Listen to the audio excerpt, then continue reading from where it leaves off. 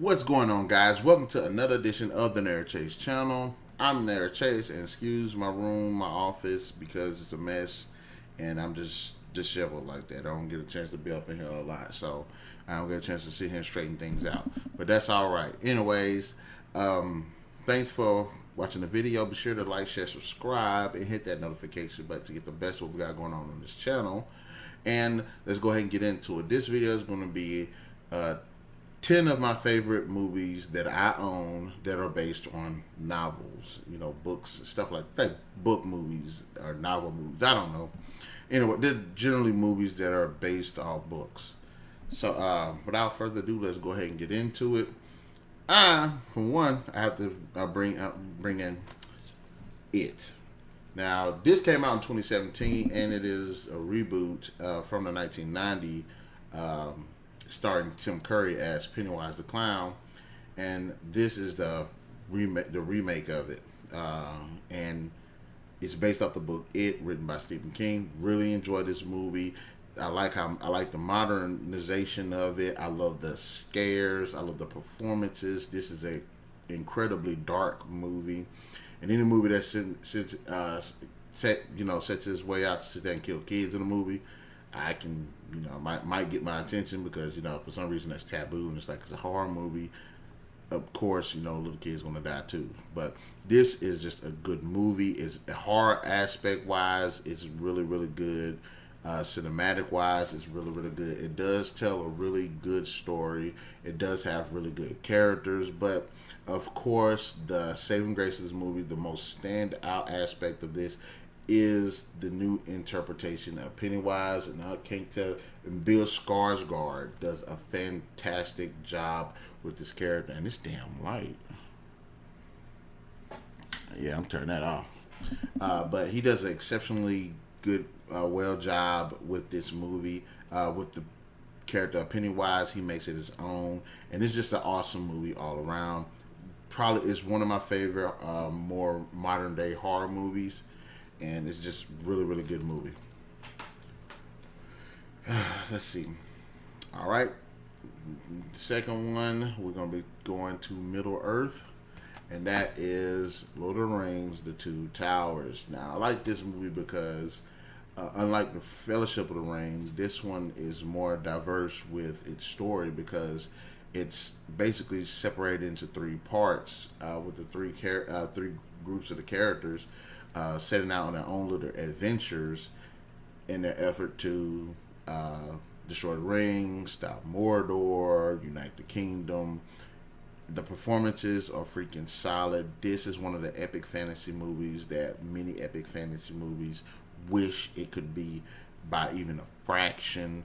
I do love the performances. There are a lot of really awesome talent that's been in this movie.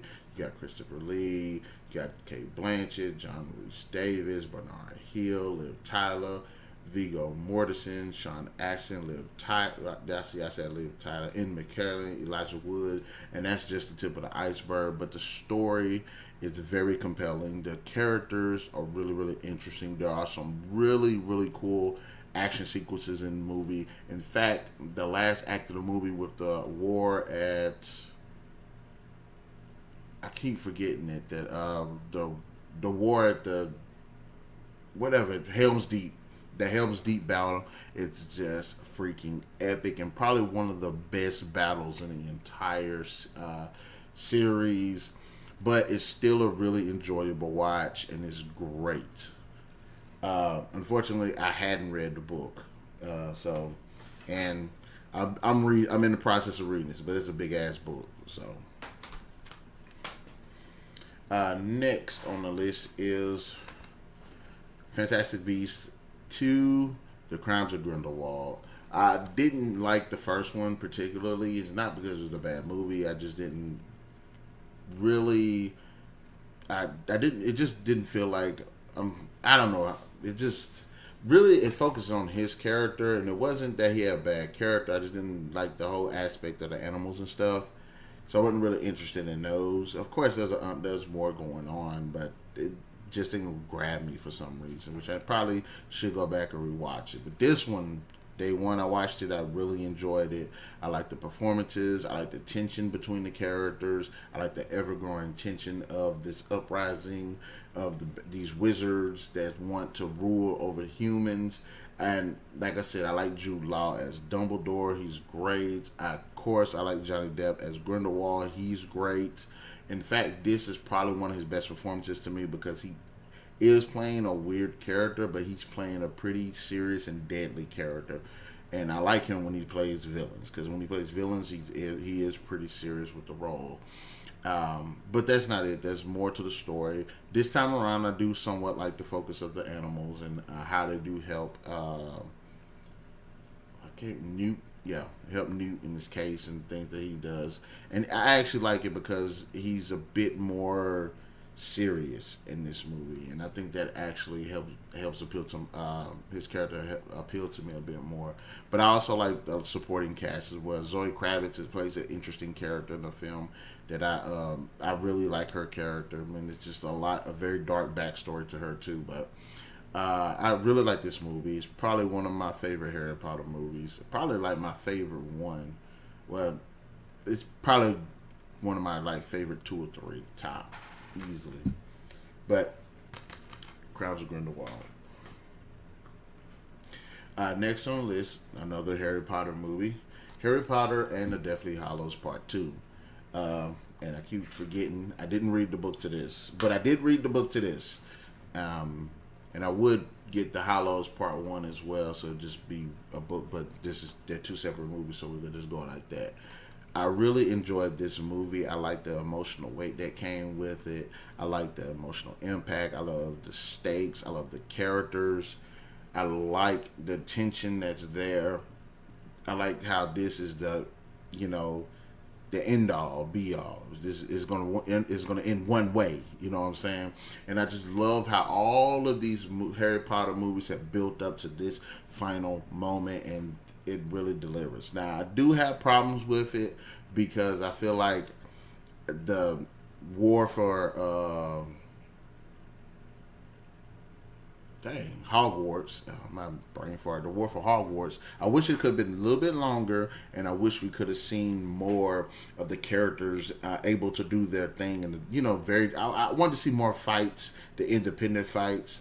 I wanted to see what Ronald could do in an actual fight. I wanted to see what Hermione could do in an actual fight. I wanted to see what Harry could do in an actual fight. I wanted to see some of the other characters, how they would, those who died, those who didn't. I just want to see straight up fights. Now, for what I was given, I really enjoyed it. I just wished it was a bit more specific with some of the fights, and they didn't end so quickly. But I will say that one thing that this does a hell of a lot better than the book, because I thought how Voldemort was defeated was fucking dumb. Pardon my French. But the movie does it a hell of a lot better. There's a more emotional weight to it. It feels more justified in the movie. And cinematically wise, it's just absolutely just a beautiful looking movie. So this is definitely what is all built up to, and I was not disappointed, except for some of the the lacking specific fights. Maybe if there's like deleted scenes to extend the fights, that fight sequence, that'd be probably cool, but I highly doubt it. But there's additional scenes that now that I think about it, I never actually took the time out to actually watch it. But okay, I really enjoyed this. This is definitely, if not my second favorite Harry Potter movie, is probably my first one.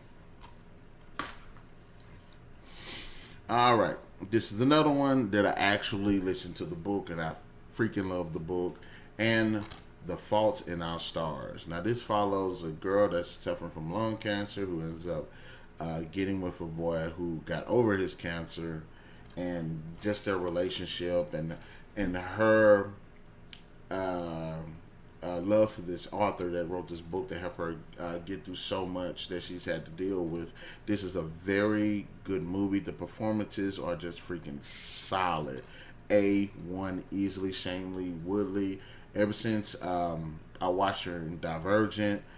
Where's my Divergent movie now that I think about it? Gosh, somebody stole some of my movies. But ever since I seen her in that, she's been on my list, and because I watched Divergent, I watched this. fantastic. She does a great job. Ansel Elgort, he does a freaking exceptional job in this movie. But it's the story, it's the focus on cancer patients, people that survive cancer, people that relapse, that makes it such a very, not only a good, compelling story, but just a very important topic to approach. And I think that the movie absolutely just captures the magical aspects of the actual book. Again, they perfectly cast these two. The characters are well written, the performance are good, the direction is on point. This is just an absolute, just awesome movie. This is easily within my top like 20 movies that are based on books, and I just enjoy watching it. Now this one, it's still wrapped up. I ain't opened it yet, but you know what I'm saying. I'm like I said, time as usual, but it's still one of my personal favorites. Now I'm not sure how people are going to take this one, but I'll go ahead and just pop it on out. GoldenEye. Now, for those who don't know, the 007 series is based on books by Ian Fleming of, you know, James Bond, and this is perhaps one of my like top no, I don't know if I should say top 10, yeah, but this is absolutely one of my top 5 favorite James Bond movies of all time. I love the performances. It's got an exceptionally good cast. You know, it's got a lot of great action. There's humor. There's romance. There's tragedy. There's a lot of intrigue and mystery. I love the music. I was a fan of the game, and I like watching the movie because it kind of reminds me of when I was playing the game back in the day when I was younger.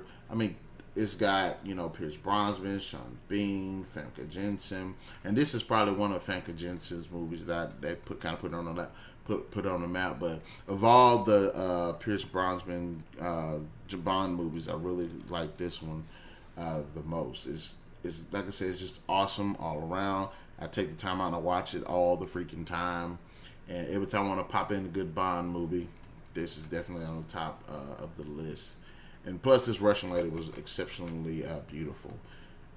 So when it comes to the Bond movies, this is probably my favorite.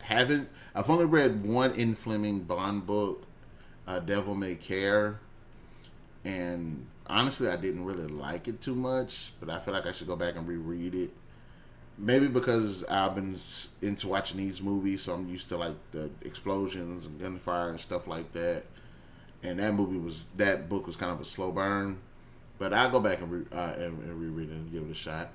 But this one of my favorites. Another one, I haven't read this book, but Coraline. I like this movie. I think it's well done. I think it's meaningful. I think it has a lot to offer. I like the character. I like the stop motion, whatever. The stop motion effects are awesome. I like the characters, and it's just a great movie. I like the voice performances as well. I like the Nightmare Before Christmas, and you can definitely feel that there has that, if you want to say, gothic feel to it, like the Nightmare Before Christmas.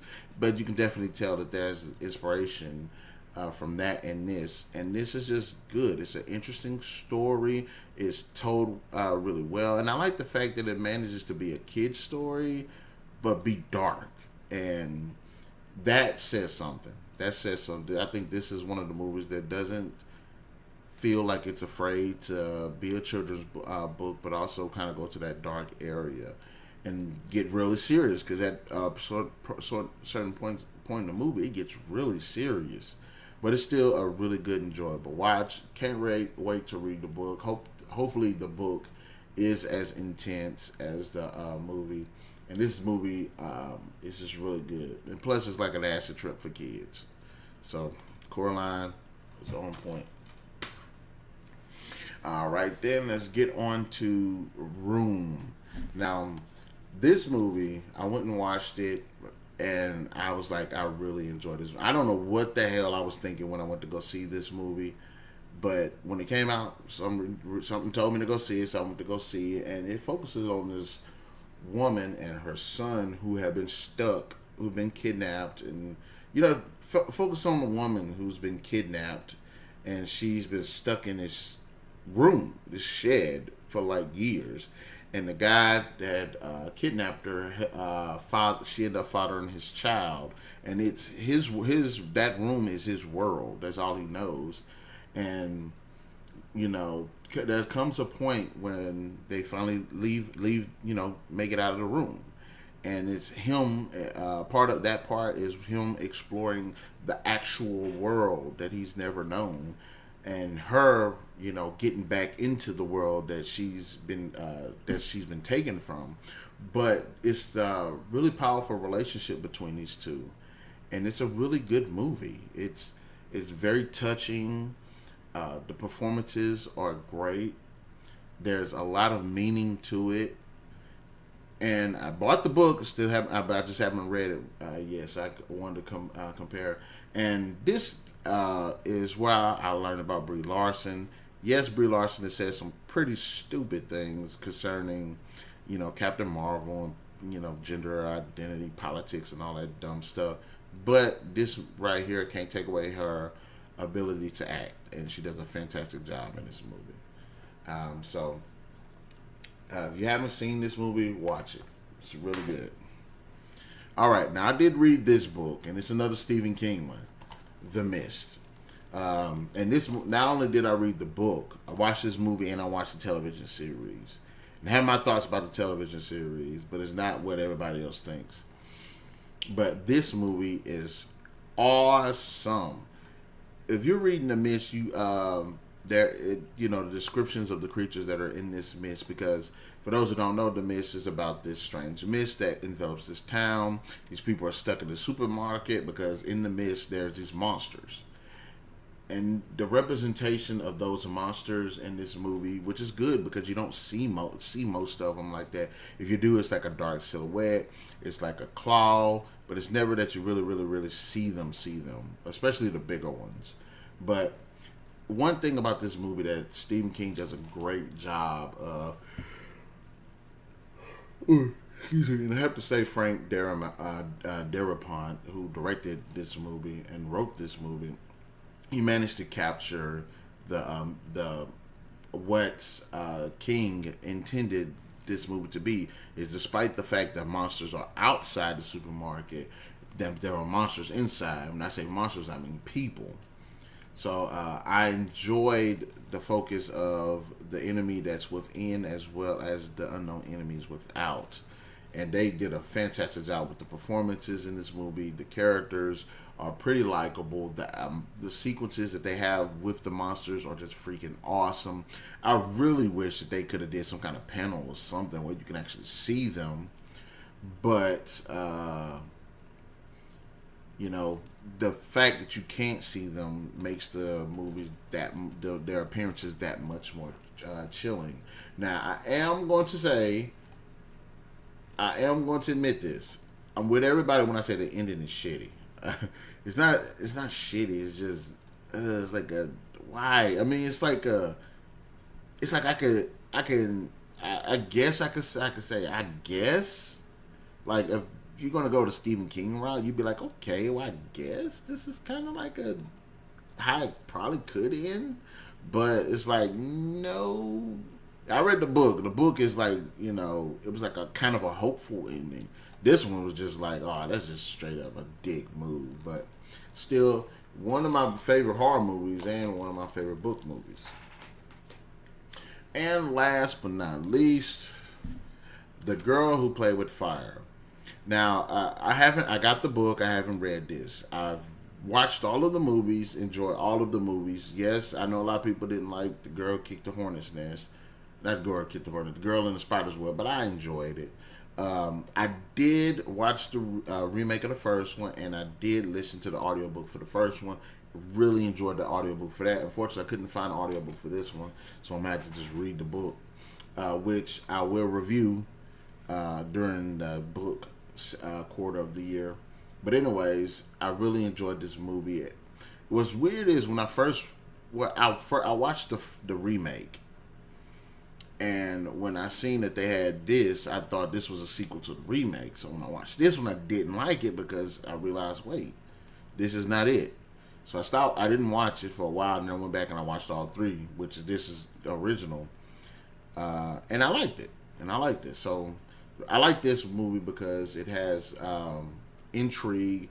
It has a mystery that this character is trying to follow me. Elizabeth Salander has not only become one of my favorite book characters of all time, she's become one of my favorite movie characters of all time.